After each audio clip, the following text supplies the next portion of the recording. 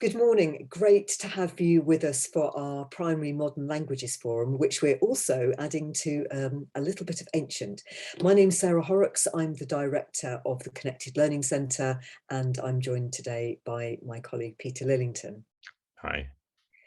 So it's great that you've been able to join us, and we thought we'd get going with some introductions, but we're going to do some introductions in a very particular way this morning, and we're going to go straight in to a hands-on activity using a digital tool, which we think is a great tool for using with teaching of languages. So we're going to be using Adobe Spark, and my colleague Peter is going to just take you through a little bit of a demonstration. And I think we're going to see an example that you've prepared earlier, Peter, introducing yourself using a modern foreign language. Thanks, Sarah.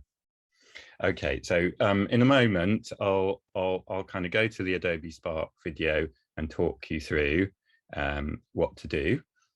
And yes, as Sarah said, we like Adobe Spark because it's a great platform, and you can use it for free as well. Like all of these tools, you can pay subscriptions and get access to a whole lot more, but actually there's a lot packed in the free version of Adobe Spark. So you can log in or register with your school email address if you're happy to do that.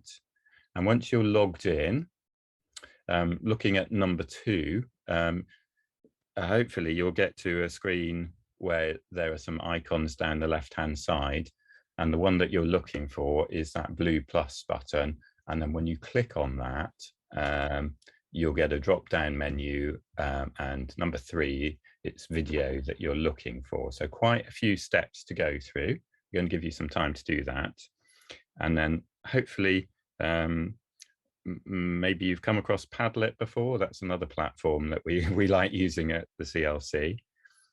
There's a platform ready for you to upload your video when it's done, if that's okay. Okay, I hope you can see all that. So adobe.com/express/create/video.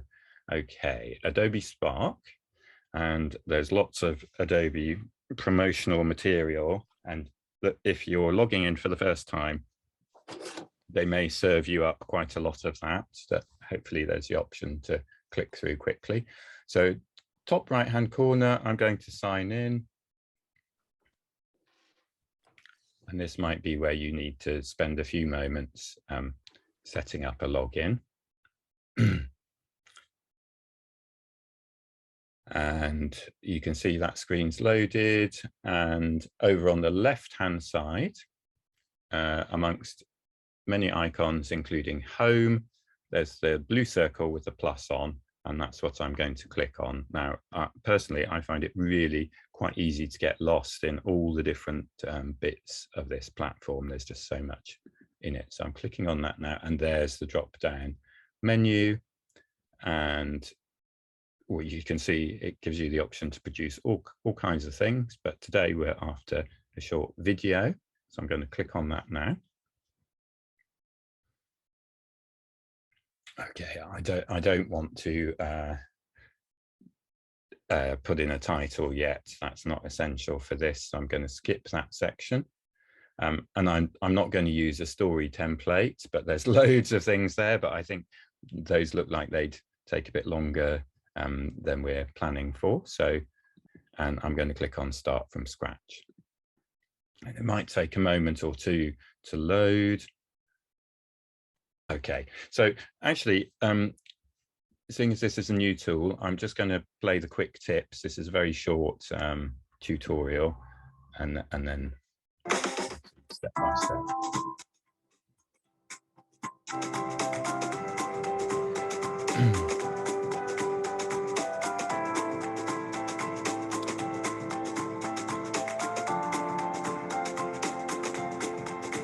So you can add different sections or slides, and on any one of those slides you can have different content. You can have video, you can have titles, you can reorder them, you can apply a particular style template,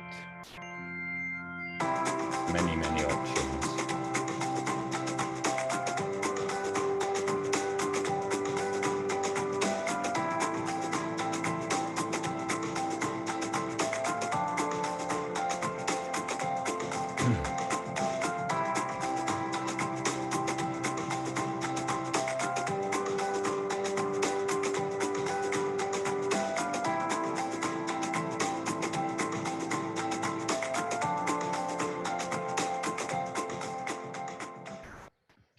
Okay, so as you probably noticed, I had a still photo. That was to hand, uploaded that, and then I recorded a narration. So here we are. We've got a timeline down the bottom. We're on the first slide, and you'll see you've got the option to upload a photo. You can have an icon. You can record some video, text.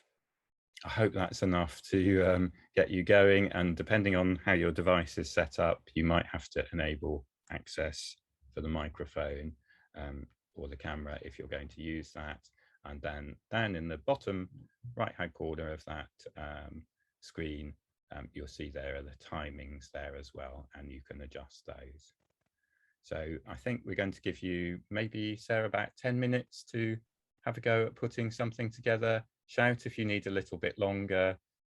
Just quick and easy, putting together a photo or some kind of image. If it's not you, that's not a problem. And recording a narration. And if you want to add some music like I did, that's all fine.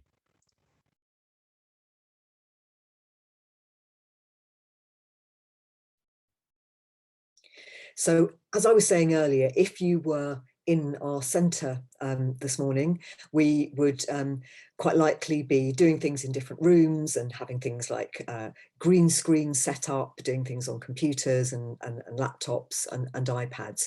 And over the last few years of running this Modern Foreign Languages Forum, we've looked at a whole variety of tools, and again, as I said earlier, we try to kind of keep adapting because this session is very much about technology enhanced learning. So it's kind of ways that technology can support us in the teaching of modern foreign languages.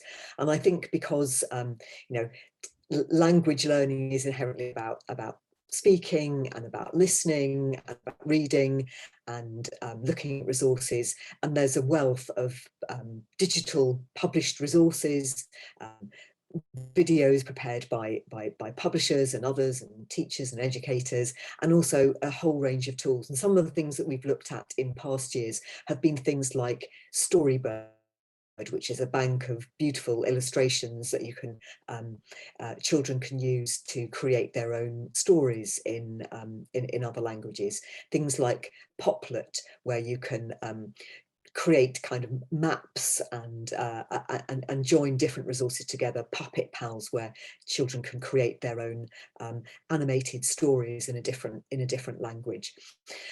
So those are just some of the things that we've looked at before. We've just looked at Adobe Spark as a tool that we're finding quite useful in language teaching at the moment, and we're going to look a little bit later at some different tools.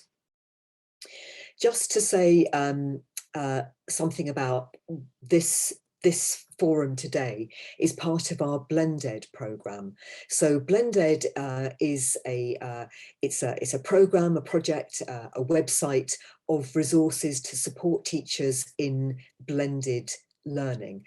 So since the pandemic, teachers around the world have all been using technologies much more in their teaching for periods of remote teaching or concurrent teaching, where there may be some children accessing materials from home. But we're all using technology much more. So I think we've kind of, in some ways, kind of upped our game in terms of that teaching modern foreign languages using technologies. What we're going to be looking at this morning is thinking a little bit and talking a bit about kind of what's worked well since everyone's been using technology more in their teaching. We're going to look a little bit at some of the kind of issues there are around teaching languages. We're going to draw on the work of Ofsted and also the British Council. We're going to talk to you a little bit about kind of a personalised learning focus, and this is based on a European Erasmus project that we're involved with that's called Empower2Learn, where we've been really doing a deep dive into kind of tools and apps and platforms that can support teaching in different languages, but specifically language teaching, which actually lends itself quite well to some of the things around kind of adaptive technologies and even artificial intelligence. And then we're going to have a little bit of a look at not just modern foreign languages, but also ancient languages. We know that some schools are teaching languages like Latin. So that's what we're going to be covering in the rest of the morning. Okay, I'm going to hand back to Peter to talk a little bit about kind of what's been working well for you in your context. Thank you, Sarah. And I'm just going to stop sharing my screen for a moment because we're going to use another platform now, Jamboard. Jamboard is like a kind of notice board, like a flip chart. It's one of those things, it's got multiple pages. So I'm going to open up the Jamboard for you now, and we're going to have a quick discussion. If we had lots of people in this session, we'd split into breakout groups, and we found and participated in many online sessions where you can be in a small group and post your ideas onto the Jamboard quite effectively, and it's collaborative. But today we're just going to have a short discussion. We'll open up the Jamboard and talk you through how Jamboard might be useful. So the one thing that I didn't check up on is the languages that we're focusing on today. So Martin, you mentioned French and Spanish, I think, that you're a teacher of. Yes. What else? What other languages do we have represented here today? No, I'm French too. So French, okay, great. I just need to share my screen again so that you can see the Jamboard. Apologies. Okay, so here's what the Jamboard looks like. So let's focus on French, shall we? The Jamboard, you can have as many pages as you like. If I click on that little arrow, you'll see we've got pages ready for multiple languages, and you can jump between those. And down the left-hand side, we've got some tools. There's a sticky note tool. I've already used a couple of sticky notes, the yellow and blue notes. We're using the sticky note tool. There's a pen tool. You can add text if you're presenting. There's a laser pointer. So the focus of this is what's working well. Sarah, you're in the Jamboard, I can see as well. So between us, shall we try and capture a few points, depending on what our colleagues say, and give a little model. But anyone else, you're welcome to join the Jamboard and add things on as well. And do speak up if there's another language that we need to include as well. So what's working well with French teaching at the moment? And that could be the mixture of the actual teaching of the subject and the use of technology. And you might want to also draw on your experiences of the remote learning period and how you might have used technology during that time, but also how you may have from that experience brought that back into the classroom for the teaching that you're doing now. So what things have been working well? Do just call out, and either kind of on the sticky note, or do just call out and we can type for you. Chris, how are things in your school in terms of language teaching? What do you feel has been working well? I've seen quite a few of the posts from your school during the period of remote learning, which were shared on Twitter. in terms of language learning? Yes, yes, please, yeah. So I'm a bit of I don't really know how to explain it. We teach Spanish in RAE, but we teach it through art and design. So we don't tend to use much digital stuff. It's usually done through art lessons. So I'm here to get some information rather than give information, I'm afraid. So would you do things like teaching through sort of drama and enacting and those sorts of things? So it's like a kind of a CLIL approach where we do art lessons and design lessons, and we do it through Spanish. Great, that sounds a really exciting approach. So I'm just typing away as well, Sarah, so we can see who gets there first. I've clicked onto the Spanish screen, but we can go back onto the French as well. And we've got a post-it on there using a scheme which has voice notes to assist with pronunciation. Great. Any other thoughts for French or Spanish? I know some schools use YouTube, or yeah, as you say, a kind of a scheme which may have digital resources, and then things like, you know, encouraging children to record themselves speaking and listening back. If you perhaps have tablets in your school. And Martin, drawing on your experience from your previous role when you were a teacher, how did you approach things then? What did you find effective then? Well, teaching here in England, I was mostly a supply teacher. I graduated in Poland. I'm Polish, so I've got a master degree in French literature and linguistics. And what I find quite interesting, I just do my research on online, and I find lots of different resources. And recently I found really nice, really I would say interesting resources on the French websites for French teachers teaching French as a foreign language. And this is mainly, as I said, now I'm getting ready, so I'm about to start everything, and I had to restore all the resources. So basically, most things that most time I spend online and doing the research, but I found really interesting things on the French websites, as well as there is I subscribe to a website that is run by a French teacher who created a method, a new approach of teaching French, and this is very interesting. It's called Le Français Authentique. So this is where I think that I'll be using quite lots of resources, because you can either have a free membership and still use the resources, or paid membership with really lots of different things. And this is very complex, and for all different levels.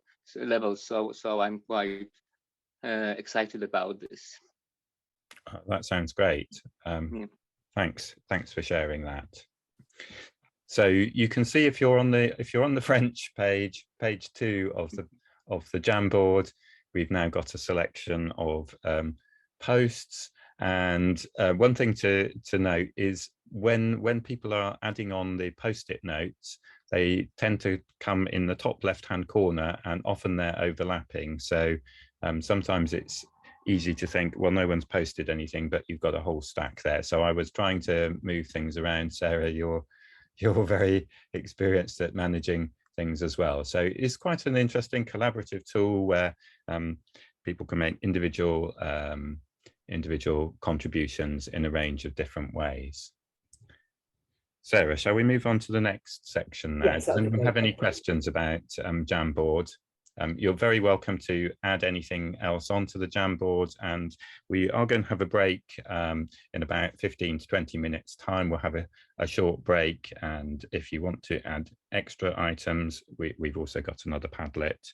So Martin, if you're able to share any of those links to things that you've mentioned, the French website, please do. Yes, I'm trying to work out how to do it, and I'll shortly I should share the links. Great, thank you. So I'm going to quickly flick back to the slides now. So that was our What's Working Well Jamboard activity, and now we're on to the next section and thinking about challenges, because we know over this period there have been very many challenges of all kinds for schools, and in 2020 there was a British Council report, Language Trends, and Sarah's going to talk about an Ofsted, more recent Ofsted blog in a moment. The British Council highlighted a number of concerns and issues, and there's some bullet points there. So it's the practice that remains challenging, and I know there's a little bit of discussion in the chat about who's responsible, and it may be that class teachers are individually responsible. It may be that there's a specialist teacher in a school, all sorts of different models. And then another concern, especially if you're a Year 6 teacher, I guess, is what happens at transition, and perhaps different views of what constitutes a valid prior experience for students and pupils, and good pupil progress across transition. And there are some other concerns relating to Key Stage 3 and GCSE. And then a couple of interesting statistics there. So French is the most popular language taught at Key Stage 2. Spanish also a popular choice, not much German, but there are schools teaching Chinese, Italian, and as Sarah mentioned earlier, Latin's also available, and there are other languages as well. I know that there's a scheme for Japanese language assistants to be placed in schools that's sponsored by the Japanese government. So I know there's a whole range of choices for schools. It would be really interesting to know in a moment, what's your time allocation?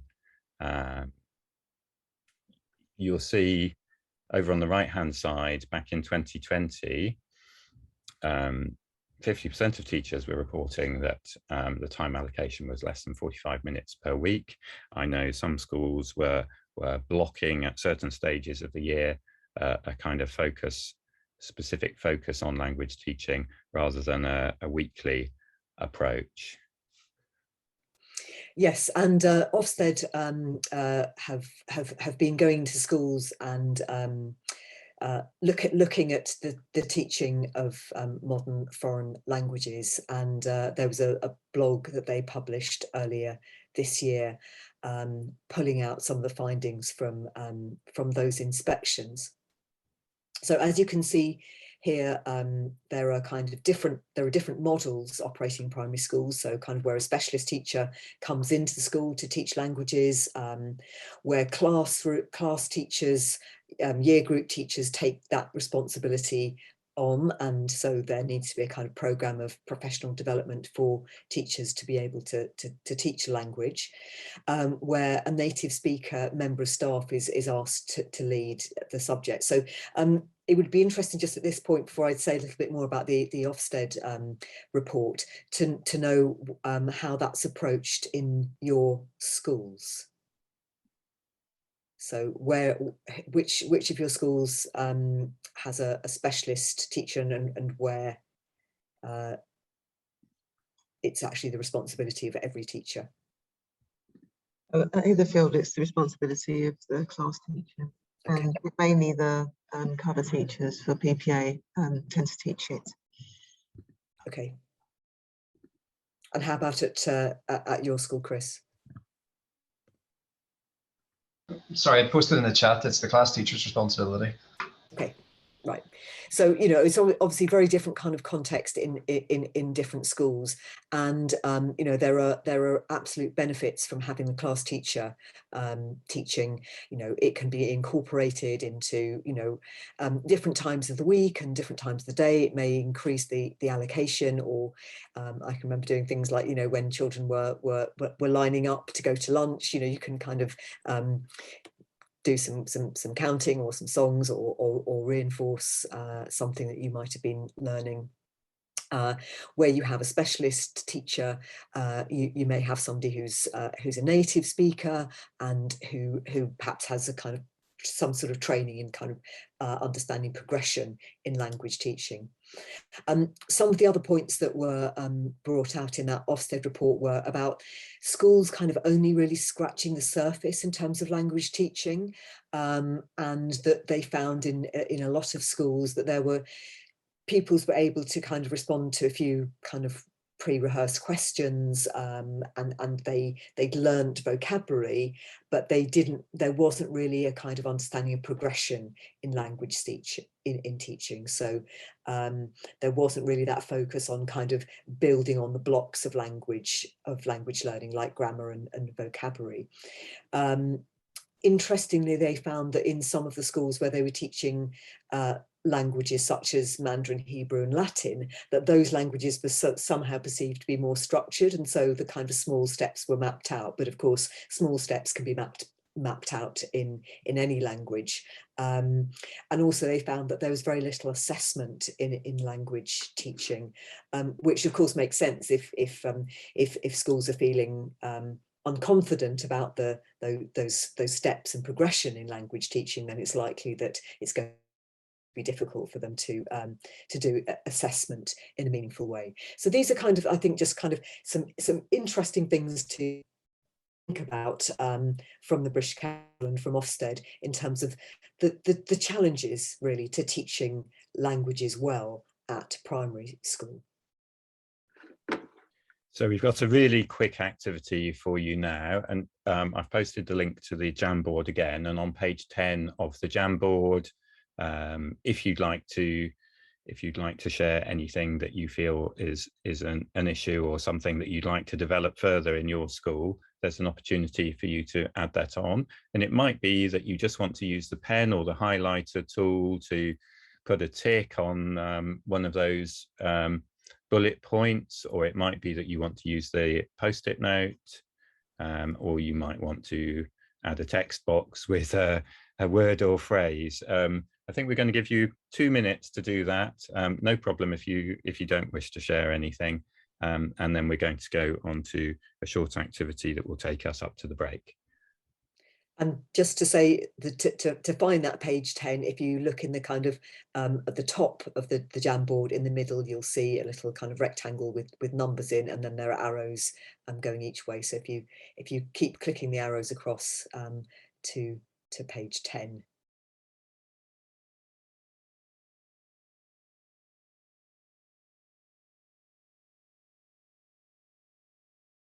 Yes. So at the Connected Learning Centre, we've been very lucky to have received a number of Erasmus bids, funds to support us in exploring various projects. And one of the projects that we're involved with is called Empower2Learn, and we're working with colleagues in Belgium, in the Netherlands and in Sweden to look at how technology can support personalised learning. So what do we mean by personalised learning? Well, we've kind of looked quite a lot at definitions in our project. Peter, if you could go to the next slide with the definitions. Yeah, just bear with me 1 second. Yeah. So yeah, so in terms of what we mean by kind of personalizing, we're thinking about it means learning that empowers children, students, that really helps them to become active in their learning pathways and kind of tailors their learning. So it's, you know, it's what we think of as differentiation. And in our project, we've looked at a whole range of different kind of tools and platforms. And one of the things we've been looking at is actually some of the developments that are happening with what's called adaptive learning, or even kind of artificial intelligence, where the program can be designed in a way to tailor the next bit of learning that a student is going to cover. And you know, what's emerging is that actually in the subjects of maths and language learning, there are kind of affordances from the artificial intelligence. I don't think it's necessarily there yet in terms of AI and primary, but we will have a look a little bit at kind of some tools that are using that kind of adaptive technology. But it's interesting thinking about it in terms of us as teachers and how we design learning and what goes into some of these tools that are using a kind of personalization approach. And in our project, what we've tried to do is look at like different categories of tools, and we've created what we're calling a toolkit, and we've categorized different platforms and tools into different types. So we'll have a look a little bit at those typologies. And Sarah, are we going to do the Mentimeter activity? Yeah, that would be great. So if we go back to that slide, and yes. Yeah.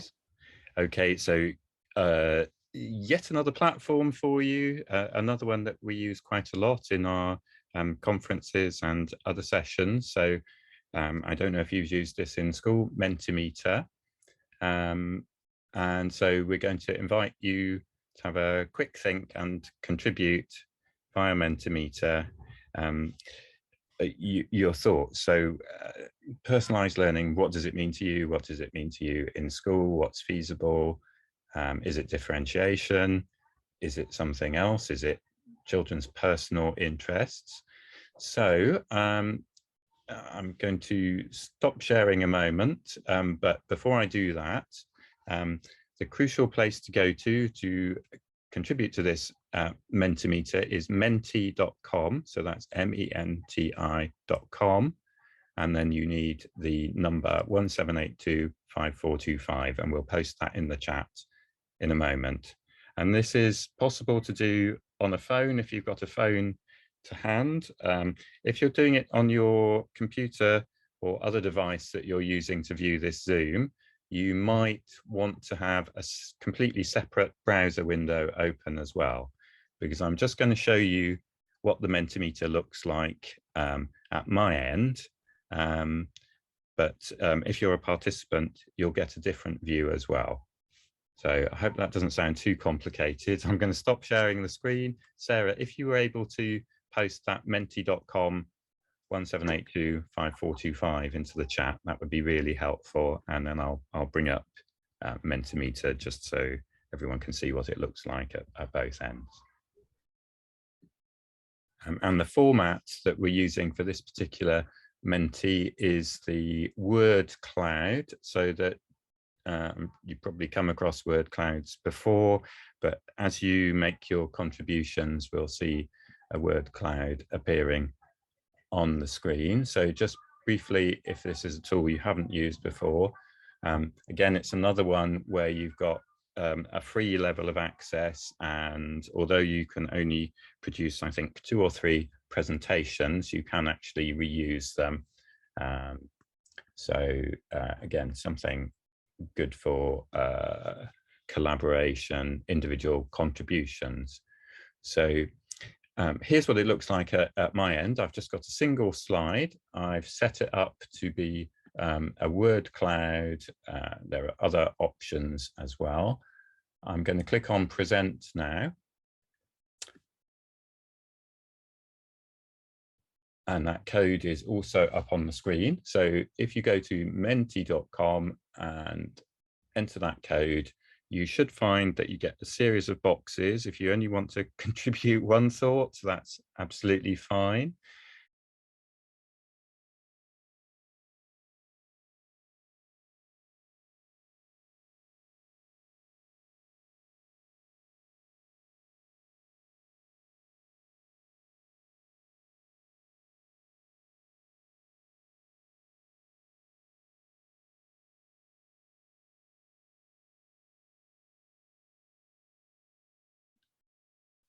Okay, that's great to see your contributions appearing, and we've got quite an interesting mix.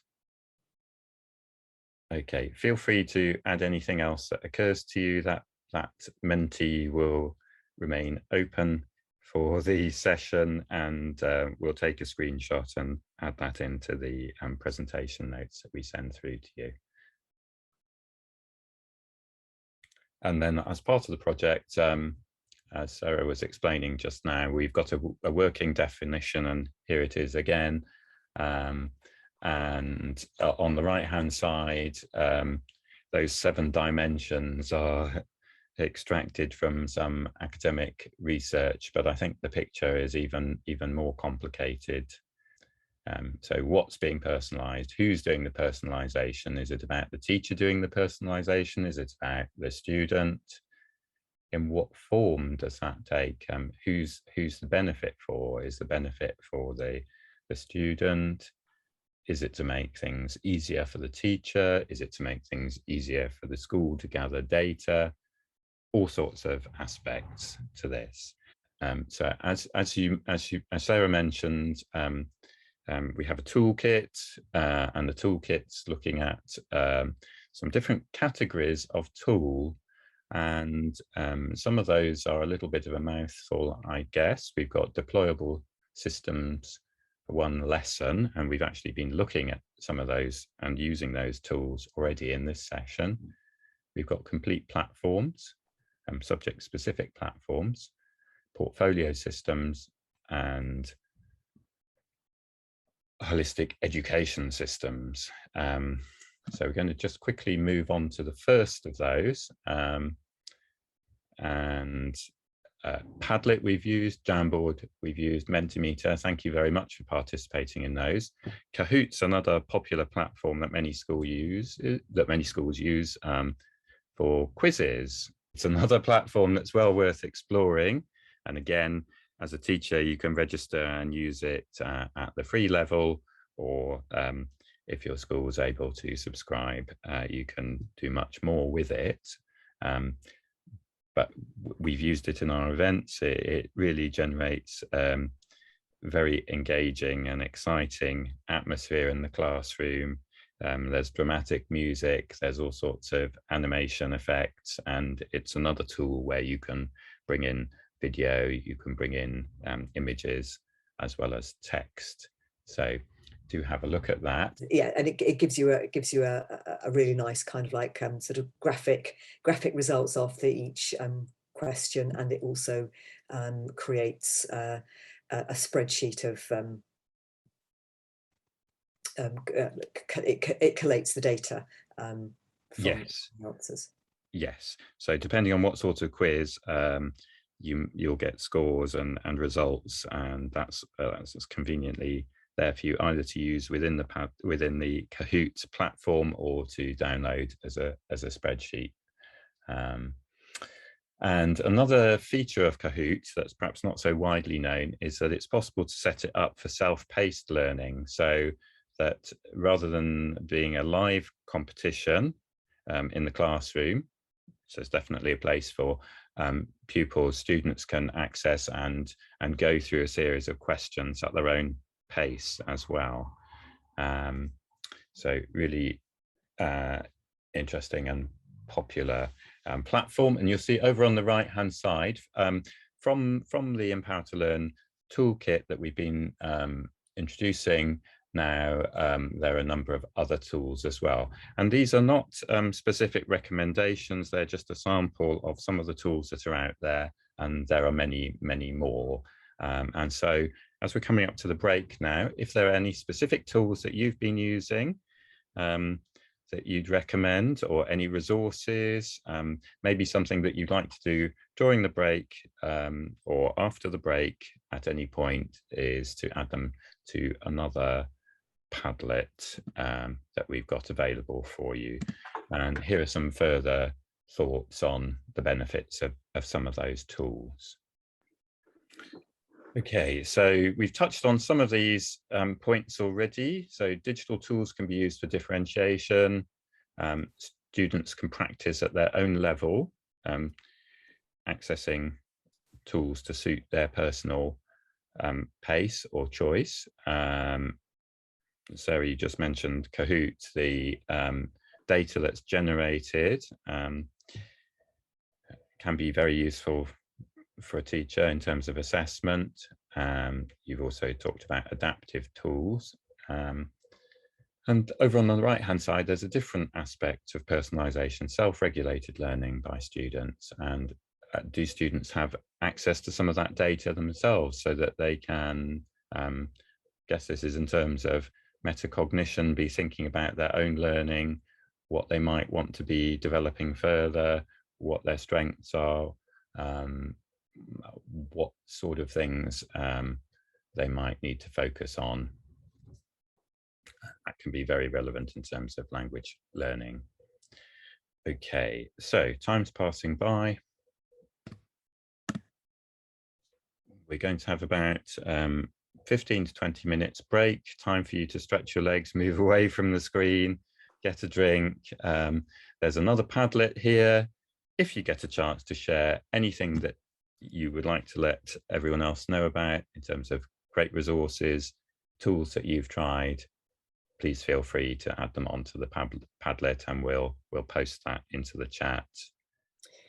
Yes, so as we were just saying, you're using this at your school at Hitherfield, and the way that it can be really personalised is the way that children can, they can record a voice note, they can type, they can sort of have like a conversation with the teacher. And of course, that opportunity for using audio again is fantastic for practicing language and having a real opportunity to talk in the language that they are learning. I think you get the idea that it's a kind of it's got all kinds of functionalities similar to some of the things we've looked at already this morning, but bringing it all together within this portfolio system. So you can have the assessment built in, you can use kind of you can create your own assessment system within it. Sharon, do you want to just say something about what it's like to use Seesaw in the classroom? I know you were using it for remote learning, but also using it back in the classroom as well now. Yeah, it's really great, just for, as you said, for recording. They can create videos or just have audio. So obviously for languages, that's fabulous. And you know, we've done some whole class recordings of children speaking in French and younger groups singing songs. So yeah, it's great. And for homework, it's really good. During the lockdown, it was good because obviously the children could practice their language skills and post what they had been learning. So yeah, I'm finding it really good. I mean, there's a lot of capability on it. I think I'm probably just scratching the surface myself.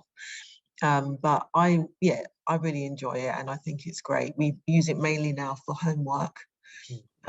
But in class, you know, video recordings, I've been videoing some drama and things like that they've been doing. So yeah, it is great. It is good. And do you find that the children are kind of confident to speak in French and record themselves in French using Seesaw? There are some are more confident than others.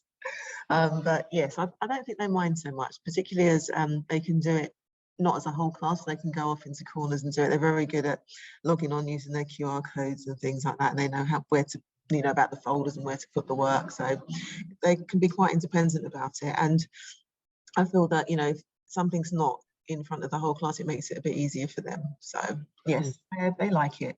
Yeah. So again, going back to that personalisation, that actually they can be kind of working at their own pace. And actually you bring up an important point about the QR code, about being able to log in very easily, because so many of these platforms, as we're kind of experiencing this morning, you know, they require an email address and passwords and all sorts of things, but actually you can give a child the QR code and they can log into their space on the portfolio. And if I can just add one more thing, sorry to cut you. It's just that we do control what goes on. So if it's inappropriate, we have to approve everything before it actually, you know, stays in the system. So if there was anything, I haven't had to, you know, delete anything, but we do have that control before it's published onto Seesaw. Yeah, that again, a really important point. So that role of the teacher in terms of monitoring everything and having to agree whatever is going to be then kind of like public to the class. And you can have different, you know, you can make it just public to the class, so it's only the children within the class that see it. There are different functionalities for parents, and I think during remote learning a lot of schools kind of started using that functionality in a different way, so that parents could see their child's work, obviously not anyone else's work. Okay, I'm going to stop sharing my screen, and then Peter, if we just go back a few slides and go back to the Duolingo section. Yeah, so I don't know if any of you are using Duolingo. Personally, I have used Duolingo and a very similar app, Memrise, as an adult for learning languages myself, connected with a couple of trips abroad I had, and I found them really helpful because they're examples of adaptive technology that respond and see what your strengths are, but what they need to challenge you with, and what tips are needed, whether it's vocabulary, grammar, or other aspects of language. So I was really interested to see that Duolingo now have a platform for schools. So I'm just going to quickly show you, and we've been experimenting with this. Again, it's free to join. So this is going to be something I think that you might want to try out after this session. Sarah mentioned that we're in another Erasmus project, and one of the partners is Finnish in that. So we thought it would be interesting to have a go at learning a little bit of Finnish. So I've got a Finnish classroom set up. I don't imagine many schools in the UK are teaching Finnish, if any. And Sarah's the only student at the moment. I was wanting to invite you, and normally you'd invite students by sharing a classroom link, but actually I realize I can't share with you because you're not set up as students. So do have a look at that. There's a whole sequence of activities that will be fed to you as a student, and you can go through at your own pace. And as a teacher, you're able to see a dashboard as to even time spent, how many assignments have been completed, and students who are participating will receive immediate feedback and suggestions. And also there's a kind of gamification element whereby points are learned. So in that that's a free platform that might complement what you're doing in school. My feeling from what I've seen already is that it's a nice extra to the activities that we've been talking about already, the speaking and listening live. But in terms of students who are really keen and really enjoy language learning, and I know two of my own sons have used Duolingo a lot, and the other app I mentioned, Memrise, it's a great way to allow students access beyond the classroom, and there are also resources for parents as well. So I'm just going to pop back into the slides now, and I see time is progressing, so sorry we didn't get a chance for hands on with that, but do follow up, see what you think. Has anyone been using Duolingo at all, either personally or a similar app? Yes, I use it personally. Do you find it, I find it quite motivating, all the little reminders that it gives you. Yeah, they do it quite quickly, yeah. And they've it's really come a long way actually, hasn't it? Because Yeah. they've put lots of new features on it. I think the children would enjoy it, and I agree that it should be more of an add-on rather than something that you use as the core base of your teaching. But So for doing that for homework or something. Apologies for interrupting you there. Yes, for reinforcement and an alternative way for practicing, because I know with my own learning, memorizing things, trying to learn vocabulary, it takes a little while for that to go in, but the more I practice, the better it is. And going back to the instance from those reports earlier, that in some schools the MFL activity is only at certain points of the year. I'm not sure how helpful that is for actually making progress in learning another language. And so another platform that I wasn't aware of until putting this session together with Sarah is Language Nut. Has anyone come across that? Has anyone used it?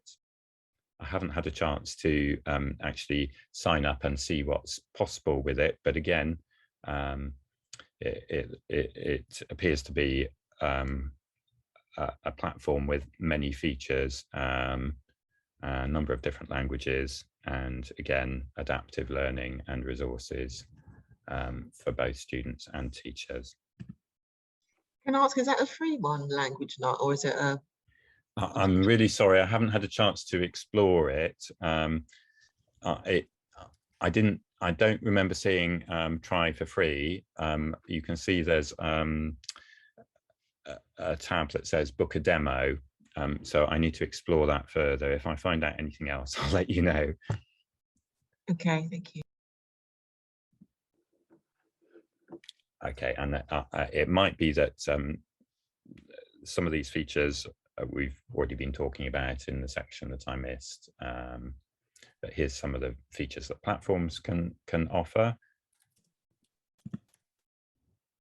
And you've been talking about Seesaw. And then the last section is the rather grandly named Holistic Education Systems. And in our Empower2Learn project, we have some platforms that are not so widely used in the UK, but we know that for UK schools over the last period, the government recommended and funded the two main platforms of Google and Microsoft. So I wonder whether, in terms of MFL teaching, language learning, teaching, what use any of you have made of, say, Google Classroom or the Google tools. Of course, Jamboard is one of those that we were using earlier, or Microsoft Teams if your school has gone the Microsoft route.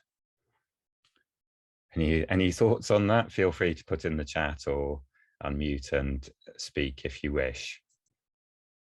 Okay, now one of our other go-to tools, one of our many favorites, is Book Creator, which has been around a very long time, was available as an iPad app, but now is also available as a Chrome app. And again, it's an app that you can use as a teacher for free.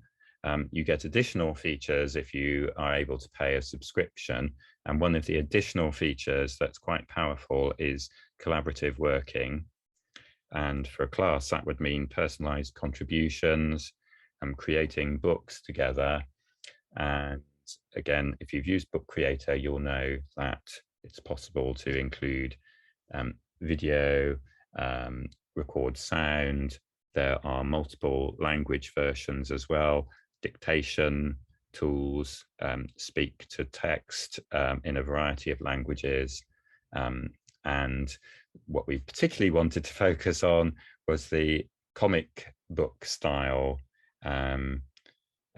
which is a great approach for language teaching that you may have used. So we can send you some more information about Book Creator after the session. We know that many children enjoy taking photos of each other, so adding captions or speech bubbles is another way to, and perhaps recording and narration or voiceovers is another way to engage pupils in learning. And there are other comic making tools as well. And Common Sense is a great, well-established educational website in the States, and they have some nice collections of apps. So there is a whole plethora, whole list of classroom-friendly apps for making comics. So Book Creator's there, Comic Life is another nice tool, and Make Beliefs Comics. I don't know if anyone's come across that. I've used it a little bit. It's quite a quirky tool with some nice illustrations, cartoon characters.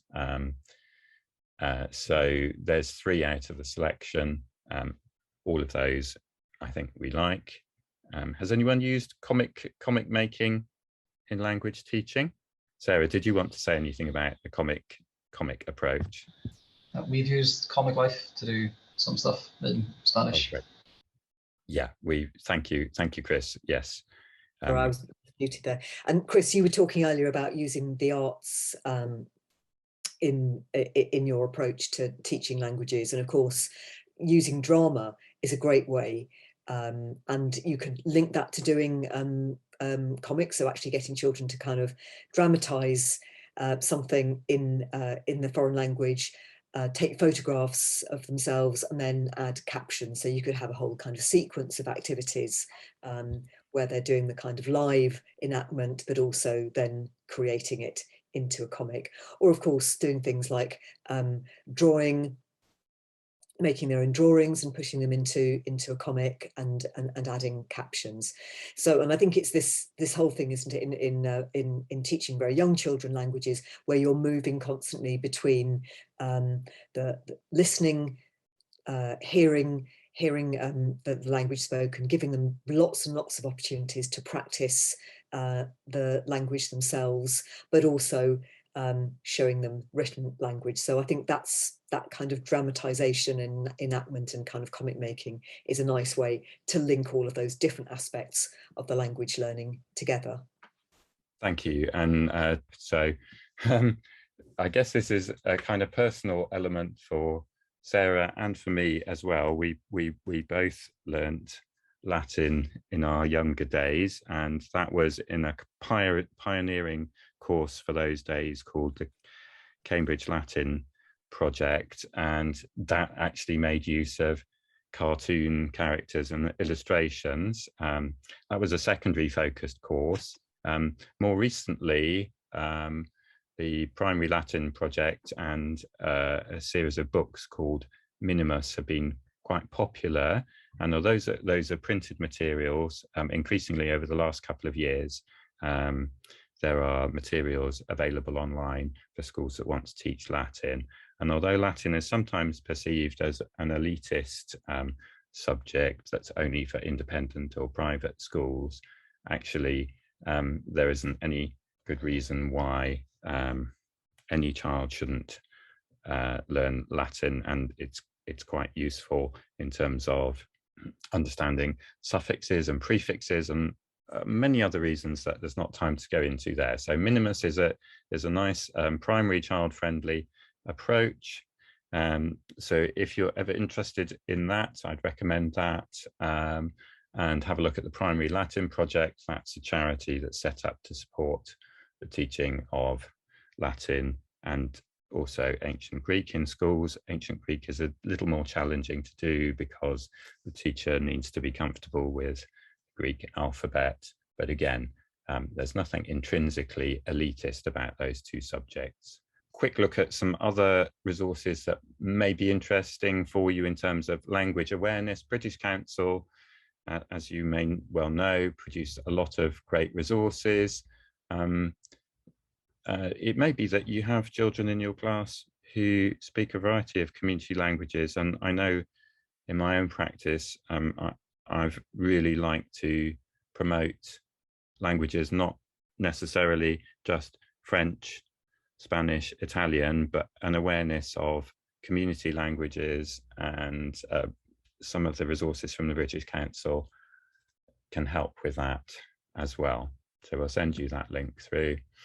And our colleague Rowan, you may know, and she's an enthusiast for the Scratch platform in terms of programming, and Scratch has many features built in that use text-to-speech and Google Translate.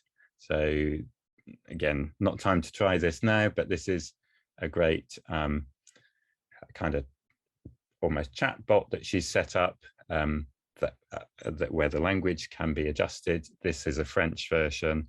So there are opportunities, as we've already heard from you, in fact, to bring language learning into other areas of the curriculum. And primary language starter pack from British Council, if you've not come across that. And had we time in a longer session, if you have iPads in schools, increasingly the iPad OS has more and more multilingual features, as does Chromebook. And then we could have an interesting exploration of using tools like Google Translate, the online dictionaries, and more traditional word lists. And another Erasmus project we'll send the link to has got resources for primary as well as secondary schools. So we thought that might be of interest. So very shortly, it's going to be time to say goodbye. So here's a chance for you to try out a little bit of Latin from Minimus. Salve is the greeting to say hello to someone, salve, and if it's plural, if there's more than one of you, it's salvete. To say goodbye, it's wale, or for many people, it's walete. So I'm not going to ask you to join in and all unmute and say that with me. Oh, let's, like a walete. So if you want to learn a bit of Latin, maybe you already know quite a bit, Minimus is a great place to start.